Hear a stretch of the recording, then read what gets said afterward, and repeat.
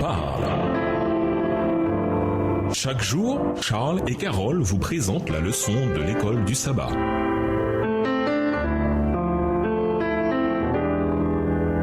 Bienvenue dans votre émission. Dieu nous parle. Nous voilà à la leçon 11, Vivre l'espérance du retour de Jésus. Étude de la semaine, Luc 18, les versets 1 à 8, Matthieu 24 à 25, 1 Corinthiens 15, les versets 12 à 19, Ecclésiaste 8, le verset 14, Ecclésiaste 12, les versets 13 et 14, Apocalypse 21, les versets 1 à 5 et Apocalypse 22, les versets 1 à 5. Verset mémorisé. Ainsi, mes frères bien-aimés, soyez fermes, inébranlables, progressez toujours dans l'œuvre du Seigneur, sachant que votre travail dans le Seigneur n'est pas inutile. 1 Corinthiens 15, verset 58. Jésus annonçait le royaume de Dieu comme une réalité présente dont nous pouvons faire partie aujourd'hui. Il envoya ses disciples faire la même annonce et promulguer son royaume en prêchant l'évangile et en servant les autres, c'est-à-dire en donnant aussi gratuitement qu'ils avaient reçu. Voir Matthieu 10 et versets 5 à 8. Mais Jésus était également clair sur le fait que son royaume était d'un genre différent des autres royaumes, qui n'est pas de ce monde. Jean 18, verset 36, et cependant encore à venir dans sa plénitude. Pour son incarnation, son ministère, sa mort et sa résurrection, le royaume de Dieu était inauguré. Mais Jésus attendait aussi le moment où son royaume remplacerait totalement les royaumes de ce monde et où le règne de Dieu serait total. Par définition, les adventistes, ceux qui attendent ce retour et ce royaume, sont un peuple d'espérance. Mais cette espérance ne concerne pas seulement un nouveau monde encore à venir. Tandis que l'espérance regarde vers l'avenir, elle transforme aussi le présent. Avec une telle espérance, nous vivons dans le présent comme nous espérons vivre dans le futur. Et nous commençons à agir pour faire une différence dès aujourd'hui d'une manière qui correspond à ce que nous attendons du monde à venir. Et nous vous laissons à cette réflexion. Les disciples de Jésus doivent attendre le retour du Christ dans une vigilance constante et garder cette espérance bien vivante en la partageant avec les autres. Au revoir. À demain si Dieu veut.